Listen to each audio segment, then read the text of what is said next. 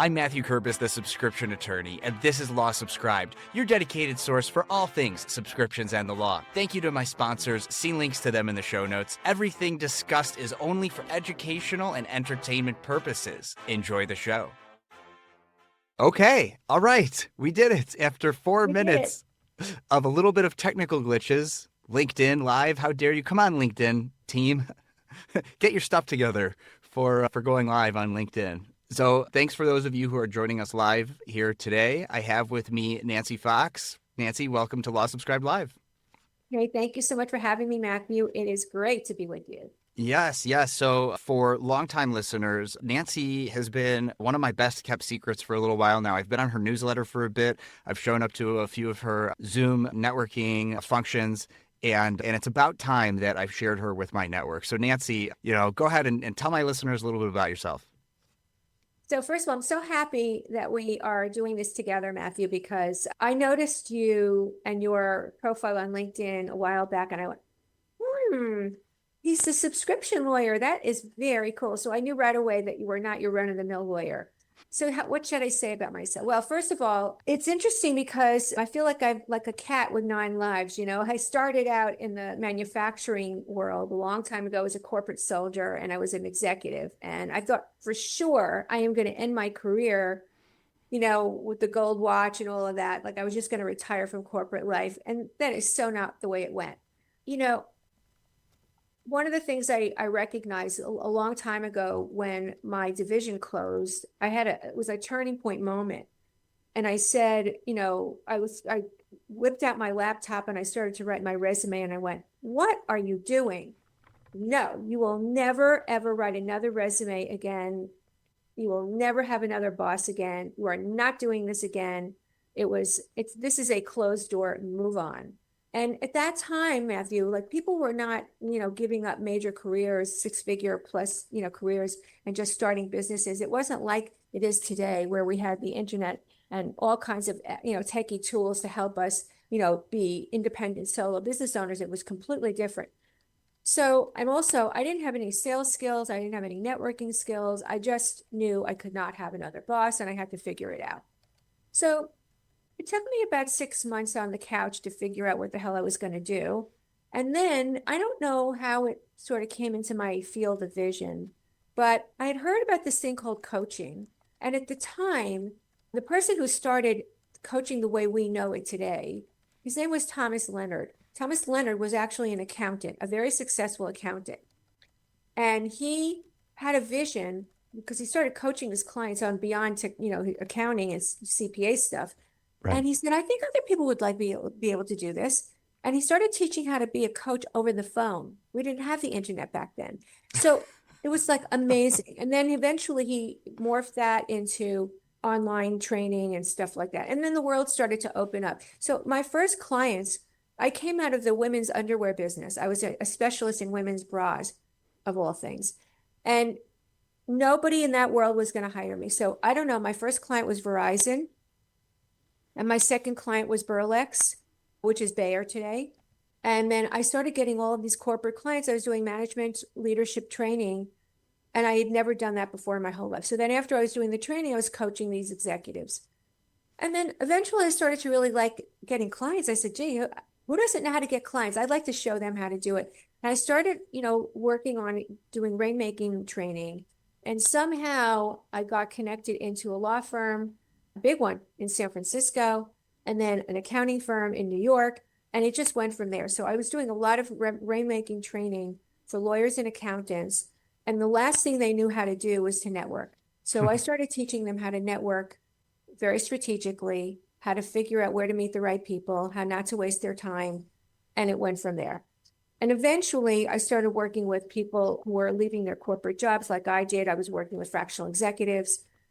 But it's always the underpinning of all of this has been how to really attract the right people, how to meet the right people, how to get connected with decision makers, and how to land the right clients. And that's really been, out of everything, it's really been how to build relationships with the right people and land business that way. Yeah.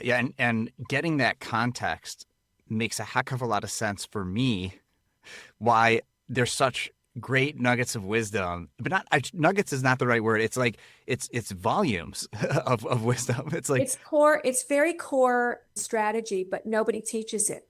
It's really astonishing what they say about networking. Everybody told me, just get out there. Get out there where? And I started getting out there all the wrong places. It took me months of wasted time until I started networking in the right places in New York City, and I started getting the right clients. And that's when it really started to kick in. So this is really for people who are busy business owners, like, professionals and lawyers, and your listeners are mostly lawyers. You're busy. I mean, your time is money. And so if you're networking with the wrong people, it's disastrous, And that's why so many of them start, and then they get clients and then they get busy and they stop.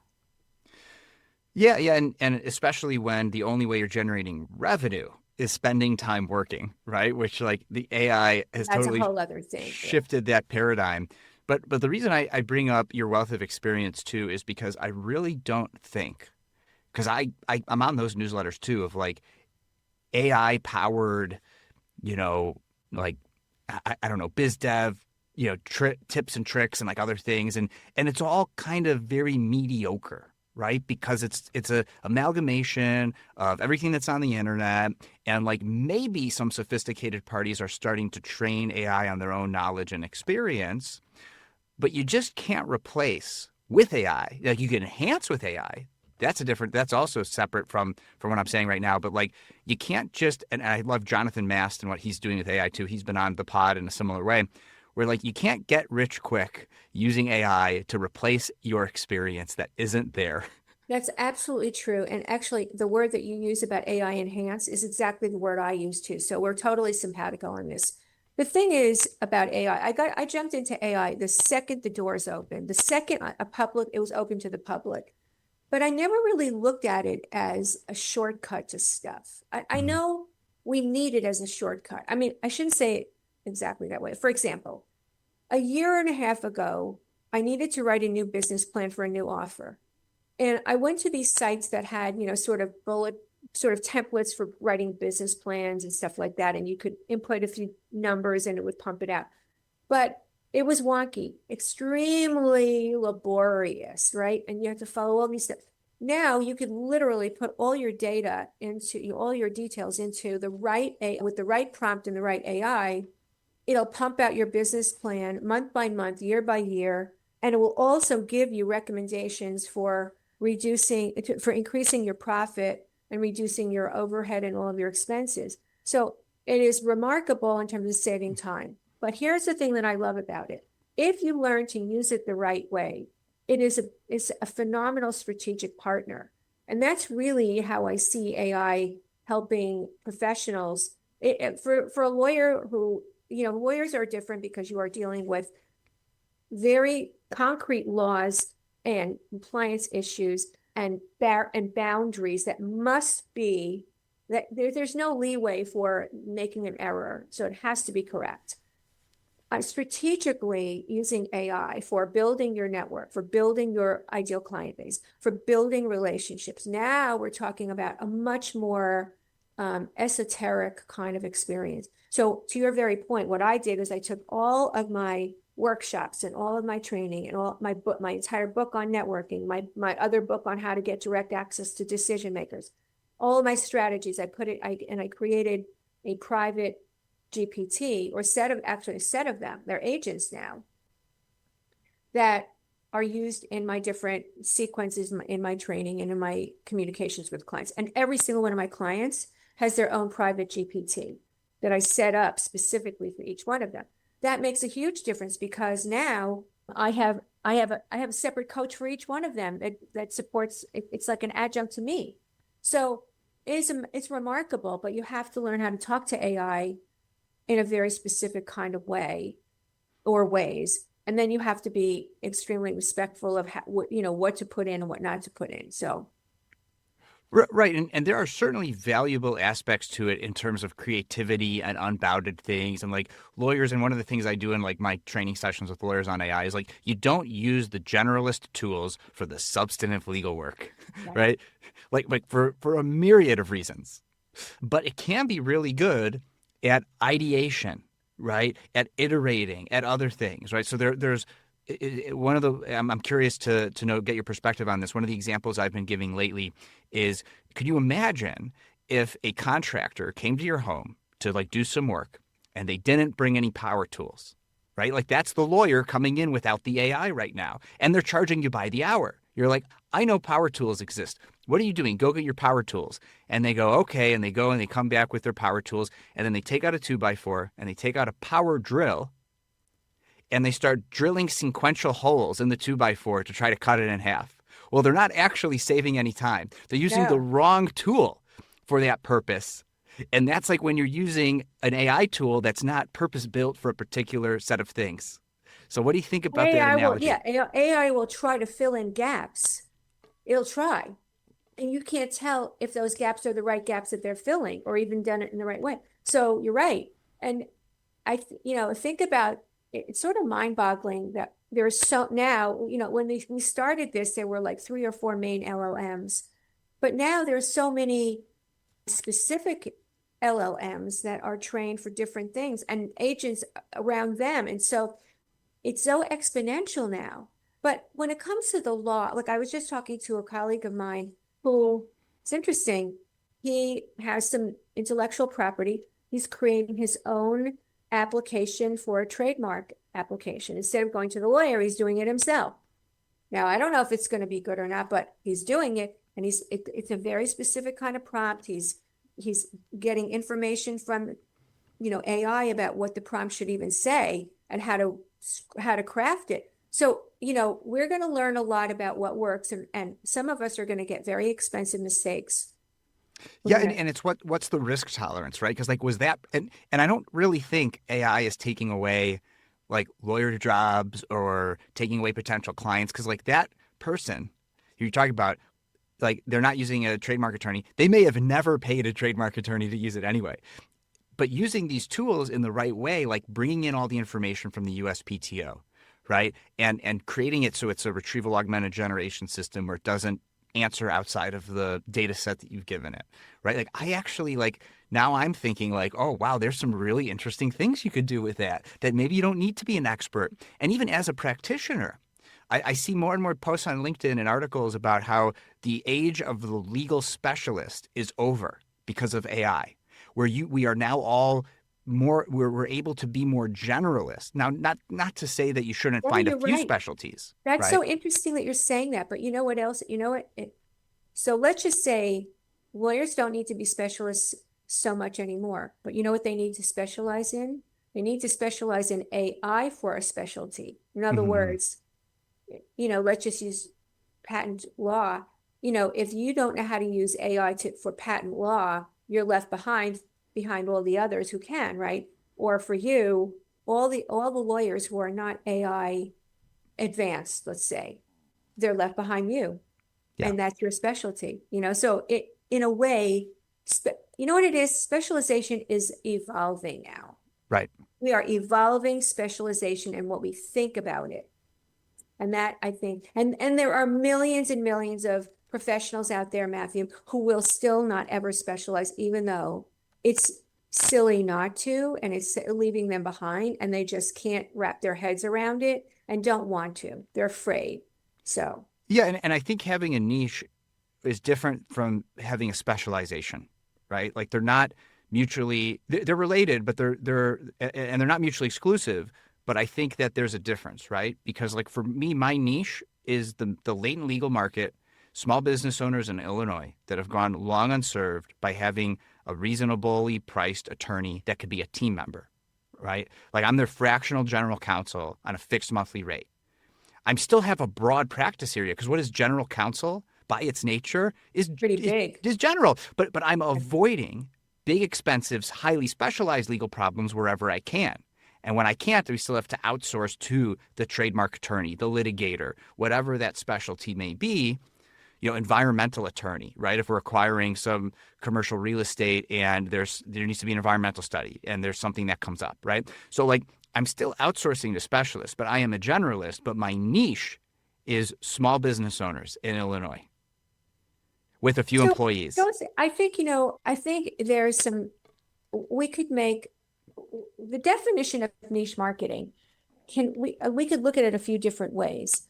But if you are somebody that takes that particular market segment and say, I do AI tricks and tools for, for that segment of the population, that's a niche. So your niche can be a vertical or a demographic, but it can also be a service for that demographic.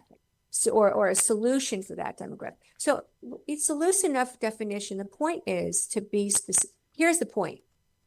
We can nitpick what a niche is and what it is not, but being specific is the whole key to anything in business today. And actually, like this brings me back to why I wanted to have you on. So you have this great, you have your newsletter, and we'll make sure links are in the comments and in the podcast version and the show notes to your newsletters. But you had one titled "Two Small Words, Huge Result," and this is part of it. And you talked about this in there. And spoiler alert, but you really got to go read that newsletter article to get the full sense of it. But the two words are "so that," right? And I've started experimenting with my marketing and pitching and all that with the "so that," because my whole thing was get back to what you enjoy in your life and your business. And is that the beat for my "so that"?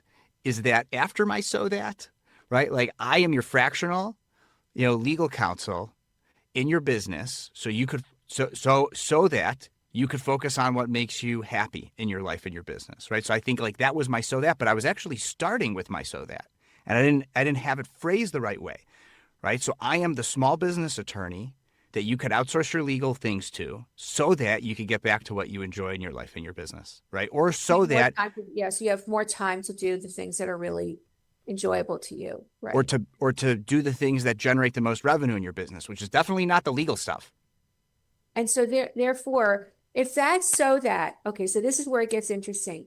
If the "so that" isn't enticing enough or, delicious enough, Mm-hmm. then you got to fix the first part of it, which Right. is the what. And then the "so that" will be, then you get it. You have to have the right "so that," and the right what will become out of it. So that's the whole thing. I don't think people are, this goes back to the one word, specific. People are so vague and so mushy. Okay, check this out. A very, very, very well-known, famous, what would we call it, system in the marketplace. You know what they tell their people to say when they have a conversation with a new person, what their value proposition is? We help business owners get what they want. Like, what? I mean, what does that mean? That's what they tell them to say. Right. So unspecific. Not Right. like, we're going to help you get unstuck in your technology so that things run, so that whatever you invested in is going to actually run and do what it's supposed to. We're going to help, we're going to help you with your recruiting so that you're not overpaying and getting, and losing people. Like, it's amazing to me how unspecific people are and think. I can't tell you how many business owners think their niche market, as I work with small to medium-sized business owners from 2 to 50 million and about 50 people.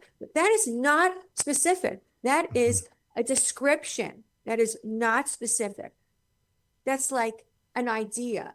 And it doesn't mean anything because people don't see themselves in that really. They don't realize it's general, but it doesn't pull at them.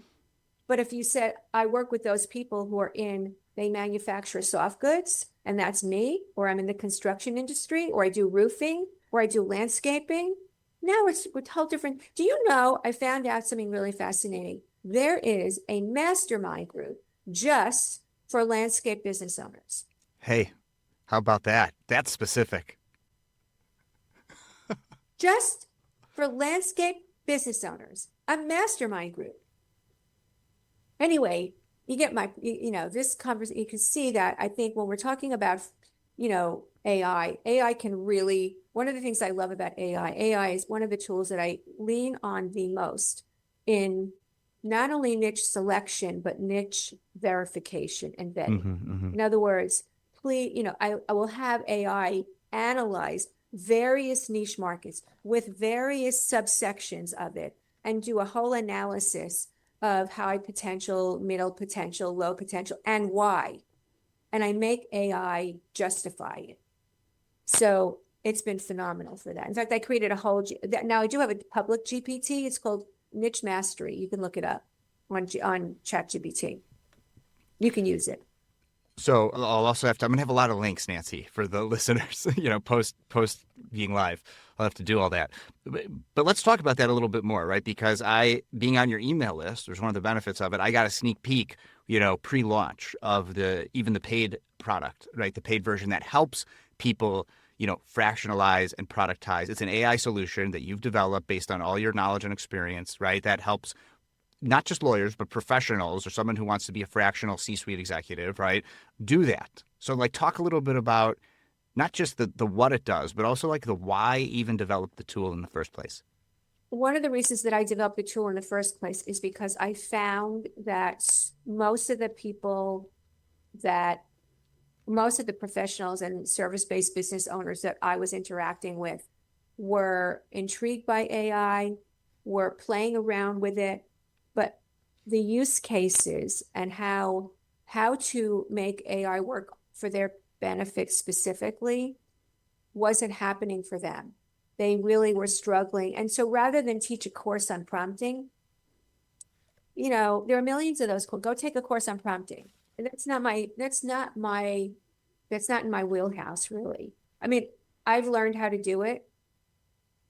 I don't want to teach it. Number one, I'm not the best at teaching it. Someone else is going to be better at teaching it. So I also found that there were so many people who did not want to learn how to prompt and just said, give me the answer. So I developed that's why I did it. So basically when people want to know what they want to know, or I help them figure out what they should know, we map out a plan, and then I will use the new custom GPT that I developed. His name is Leo. And Leo knows all. Leo knows everything I know, pretty much, and more. And so, Leonardo da Vinci, is that Leonardo da Vinci, who's one of my favorites. Yeah. And so Leo, I will use Leo for a lot of different things, and then hone things, and then I can feed it back to my people and to my clients and to my colleagues. And it worked better that way. I tried it both ways, where I gave them access to the GPT and they were frustrated. Yeah. Yeah. And that's a thread I want to pull on, because you said, people don't want to learn how to prompt. Well, let me tell you, neither do just lawyers specifically. What do they want? They want a button that says, click here to analyze this document from a legal perspective, right? And then the prompts run in the background. And that's one of the reasons why I say it's definitely worth it to get the paid, even professional AI tools or AI powered tools, because then you don't have to do the prompting usually, right? You still have the option if you really want to, but then you don't have to. And I still think you'll get better results if you're willing to do some fine tuning. And Nancy, I'm curious to know what you talk with your clients about. But for me, I just have them use Perplexity.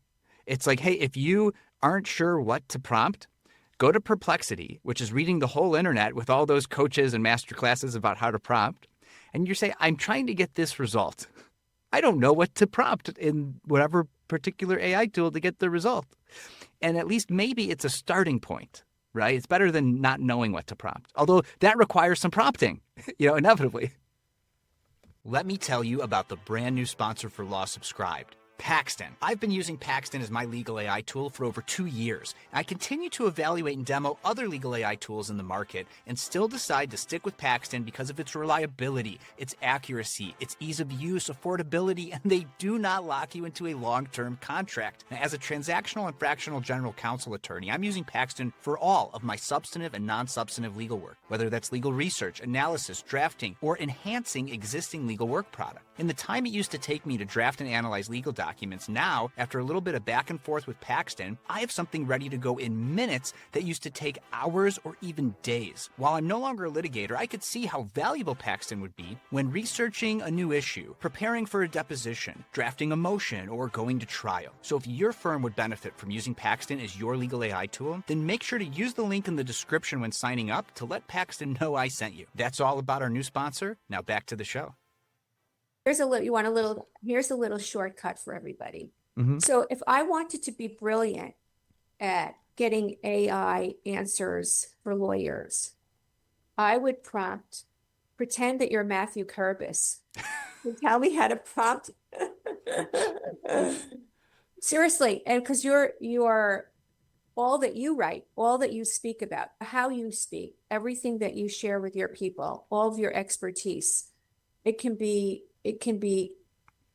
oriented to the way you would teach it, to the way you would say it, to the way you would guide people. Now, it's never a replacement for you, because in the moment, Matthew Kurbis is going to have a brainstorm that AI doesn't know about yet, that's where maybe there's going to be a day that AI says, I'm going to make Matthew Kurbis one level smarter, better, more creative. I won't put it past AI, where she will be like, what was the robot on 2001 in the movie? Hal. One day there's going to be Hal. But right now we don't have that. Right now, I've been playing around with certain of my favorite experts, to give me answers the way they would coach me. I would say, coach me like you are X, whatever. And It's amazing. They do. They just do. Yeah. So. Yeah. What one of the early prompts I learned was, if you like a particular thought process or methodology, you could say to whichever AI you're using, do you know about, Kant's categorical imperative? Well, and then it's like, yes, of course I do. It's okay. Tell me what it is. It's blah, blah, blah, blah, blah. Well, here's my situation. Could you apply Kant's categorical imperative and tell me what I should do? That really does work. It does. And I think that here's the thing that I think for everybody listening, the bottom line is a heavy percentage. I don't know what it's ultimately going to be, but right now I would say it's 90% of the people in this world don't want to learn how to do that. They just want someone to give them the answers. Yeah. And they don't have time. The learning curve is too long. The runway is too lengthy. They just want, just tell me what to do. Give me the answer. And so for those of us who love the strategy and the intricacy and what's the right word for this? It's like the inner workings of how to use AI to optimize it is what fascinates me. I think the use cases for it and how to optimize those use cases is why I get really excited about it. Yeah. And so let's talk about that more, right? Because at this point, I don't know if my audience actually knows exactly what you do, Nancy. You have this technology, you host these networking groups, you have this newsletter, but what do you do? What do I do? Okay, so I have two branches to my business. Branch number one, which is the primary one, is I have a program that is geared specifically to professional service providers, lawyers, accountants, insurance, all those people who network and relate for a relationship sale for their services. I have it's called Wyze Rainmaking, and it's an entire system, a 5-pillar system that uses what I call client intelligence system. It's 5 pillars. And it takes everybody from specializing and niche marketing all the way to discovery calls and then landing clients. And that's a system. I would not call it a course. I guide them all the way through. It is AI assisted or enhanced. I am the main driver of it, and my clients work with me directly, and there's a group piece to it. But there are tools and there are system materials and there are techniques that we use and AI enhanced. So it's a combination. So that's one part of my business. Right now, we are actually looking at, so for your listeners, if you guys are interested in this, I'd like to know about it. One pillar of this is actually a networking pillar. And there's 2 branches to that. There's the in-person networking and the online networking. right now we're looking at developing an entire done for you service for the online networking piece for LinkedIn that's very targeted. And what's driving that is people don't know how to use Sales Navigator. They don't know how to use LinkedIn to they're being hit by all these bot companies to say, we're going to get you 1 million appointments. And they're horrible. People just, they just delete, delete, delete. These are very targeted, authentic, relationship driven kinds of connections. So that's one part of the business. It's all about relationship driven sales. The other part of the business sort of evolved out of, there are a number of professionals out there who are now at scale up stage, but they don't want to build an agency model. They don't want to build a firm. They don't want to hire employees, but they do want to scale their business with a recurring revenue model, and they want to productize their services. And that's where ProductWyze came in. So ProductWyze is it's a boutique offer for people who really want to, they don't even know what the word productize really means. Productizing is basically where you are creating an offer out of your services that's repeatable with recurring revenue. I mean, that's law subscribed, but for lawyers. That's like my whole podcast, right? Like that is exactly, and that's why we are so in alignment. Right.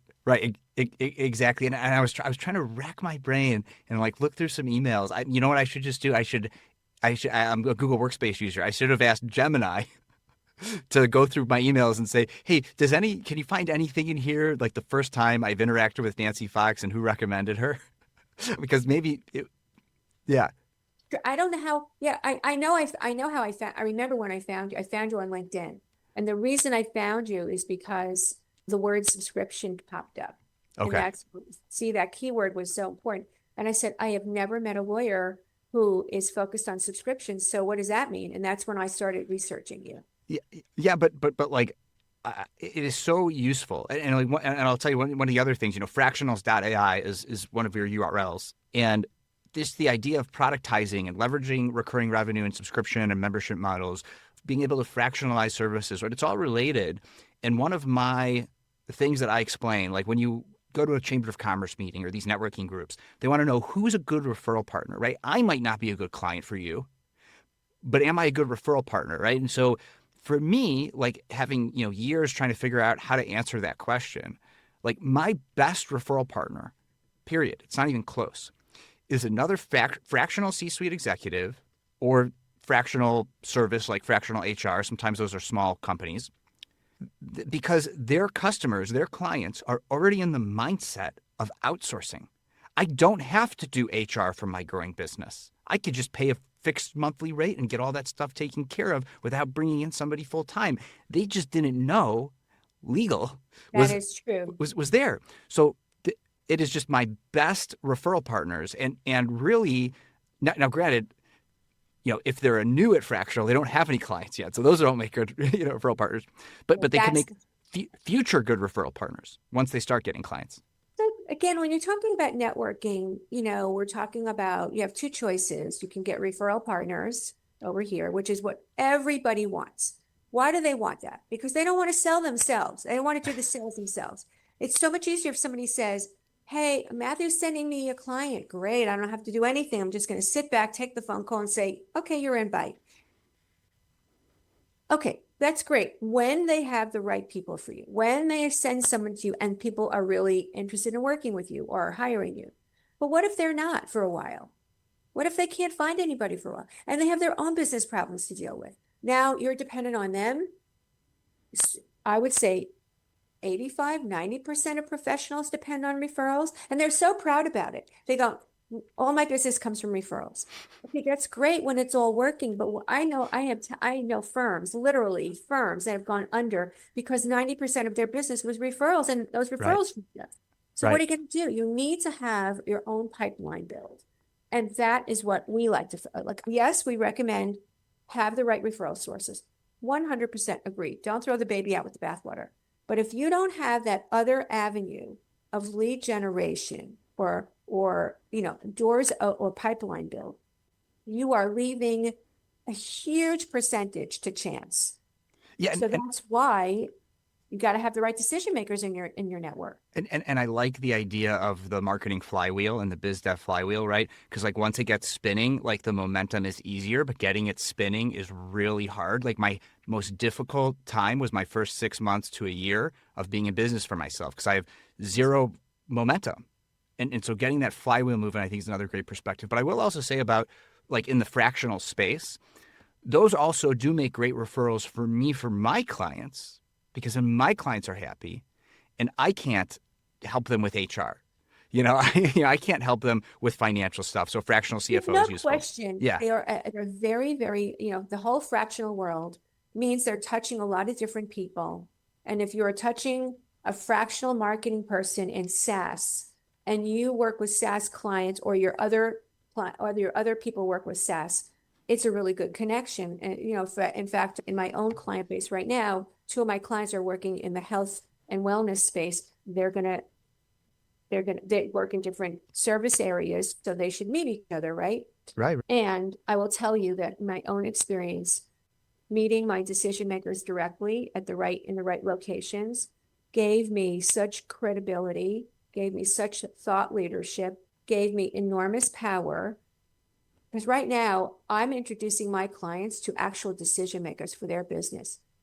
And they can't get it on their own. They can't do it because it's too hard for them to cold outreach to these people. But because I can do it, I'm helping them by connecting them with actual potential. I'll give you an example. Just this week, 2 informational interviews that a client of mine had turned into requests for discovery calls because they are interested. That's 2 for 2 in that sector of the market. It works, but you just have to be extremely strategic about it. And very few people I know, there are a lot of books on networking. Why would I write another book on it? Because what I talk about is very different than what most people talk about, which everybody wants. Do you not want to meet the right people? And so, I'm going to have to, and I want to include this in the episode so he gets a reference, but I'm going to have to introduce you to Steve Fretzen because you two are talking about a lot of the same things. Yeah.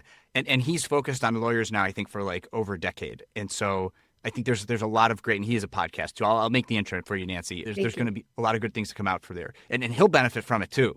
So what I was trying to get to, and I agree with everything you're saying, Nancy, but I was also trying to get to was you have a networking group for fractional C-suite executives, right?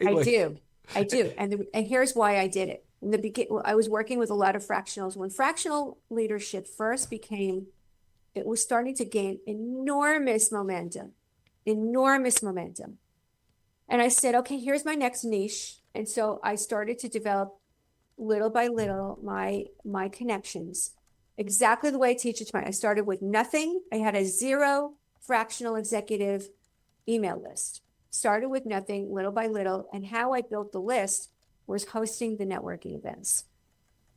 So I brought all these fractionals together to cross-pollinate because they wanted to meet each other. They wanted to cross, just the way you're saying, they wanted to cross-market and cross-refer. I brought them all together once a month, and I became the host, and they just all went on my list. So that's how that went. And now I'm going to do the same thing. I did the same thing in New York live with lawyers and accountants. I had the monthly, it was called the Metro Roundtable. I brought partners only, in law firms and CPA firms, brought them together once a month. It was standing room only. They were begging to come in. And I want to do the same kind of speed networking for them now too, because that's not being done. Yeah. And the speed networking thing is, we never had this virtual ability to get online, meet people in a very abbreviated time, but get a lot done in abbreviated. Because if you go into different breakout rooms, like 3 or 4 in an hour, now you've met 4 people one-on-one, you know who you want to follow up with, and relationships start. Yeah. So as we wrap up the interview here, great interview. Time has flown. I can't believe we're almost at time. This is unbelievable. I have a question for you that, and just to let my listeners know, we don't really prep for these. We just show up live and have a conversation. You've adapted again and again and again. And I'm sure there's I don't know if I'm sure. Maybe there's a graveyard of you tried some things and they didn't work. I don't know if you were in the crypto space or blockchain or whatever, right? Like, I don't know. But like you Yes. identified the fractional thing, right? You identified the importance of networking and biz dev. You identified AI. And, what is it about you, Nancy? And maybe if you could even extrapolate it so other people might be able to see it in themselves, that has let you see these opportunities, say yes to them, lean in, and find success Wow. doing it. You're the second person that asked me that. I think it's okay. I think, I don't know if this is all of it. First of all, brain wise, like the way my mind works, the natural ability to connect dots. Connecting dots is sort of the foundation of how my mind works. So right away, if I see a connection between two things and I can see an opportunity, I'm going to be exploring that a little bit. It doesn't mean that I veer away from what I'm working on, because focus is number one. The thing another piece is a strong thing for me. I don't have a problem with focus. A lot of people do. Okay, but the thing that I really want to say is I learned when I started my business that I was going to have to take some risks and look like a failure. For example, I started a mastermind group in a marketing sector, a niche market that I know a lot of people want to get into. And I started the mastermind group. I gave it a 6-month window to see if I liked it, to see if they liked it. And I was willing to have it fail because something good could have come out of it. And the truth is that it appealed to a lot of people. I immediately got people to jump in. I worked really hard on it. I think people got value out of it. They told me that. I didn't continue with it because I didn't really feel that enough value was being gotten by the people. Frankly, I'm being very transparent. So I didn't want to continue something that I didn't feel I could actually increase the value to them. They got some value, but not as much as I knew that they wanted. And finally, and this is the most important thing, I didn't really like it. Mm-hmm. I didn't like that niche market. The values of that niche market and mine didn't fit. And I was willing to let it. And I knew going in that I said, this is going to be a testing ground. I'm going to check it out. If I don't like it, I'm out. So I'm willing to fail. And I don't think a lot of people are willing. I don't think a lot of people are willing to look like a failure, but I am. Yeah, it's cheesy, Nancy, but you know what FAIL stands for? Yes. First attempt in learning. Yeah, but I think if people talk about it and they write about it and they go, yeah, you can't, they talk it up, but they won't put a stake in the sand and like do it. They just won't tolerate the pain of it. I'm willing to tolerate the pain of it. I don't know where that hand came from, but yeah. I think I was very well, as a coach, I was very well trained, I have to tell you, because they said. Over the phone. You were trained over the phone as a coach. Over the phone. that makes you have to be a good listener because there's no visual cues. You know what? It's so interesting. You're right. Right. You're right. Right. There might be something to that. I don't know. Could you imagine like somebody coaching over the phone? No video coaching. It was just over the phone. We are way beyond that now. I know. And plus it could just be AI. It's so realistic now that like, how do I know I'm talking to a human? But Yes. that's total aside. One other thing I'll say on that last question I asked you, Nancy, is I took down in my notes something you said really early on that stood out to me because I interview mostly lawyers, other innovators like yourself that are not like fully inside practicing law or attorneys, but I interview mostly lawyers. And they all have some sort of similar idea, right? They had to leave a practice to start a practice, to ditch the billable hour, to do something innovative. And it's that entrepreneur's mindset, right? You said, you're never going to have another boss, right? So there's something about that entrepreneur spirit, that mindset that just is a through line, I think, on this podcast for the types of folks that I end up having on. And I think there's something to that, too, of like a true entrepreneur isn't afraid to fail, right? And learn everything that they can and soak it up. Especially lawyers, lawyers hate to fail. They hate to look bad. They are so, I work with lawyers for years, and the last thing they want is to look foolish or silly or wrong. It's a killer for them. And I get it. I do understand because, let's face it, you're trained to be smart and to have answers.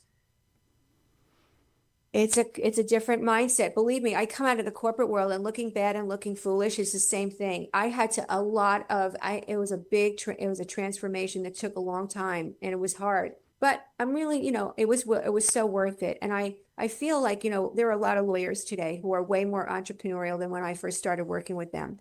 The opportunities in front of them, people are seeing opportunity very differently today. And I'm very grateful about that. So that's some of the good stuff that's happening. Yeah. And Well, meeting people like you. yeah, absolutely. Would never have met. The feeling is mutual. If folks wanted to reach out to you, follow up, subscribe, there will be links, but like, where's the best way for them to do that? You can reach out to me, Nancy at fractionals.ai. You can go to Nancy at productwyze.com is also there. You can go to my ProductWyze website.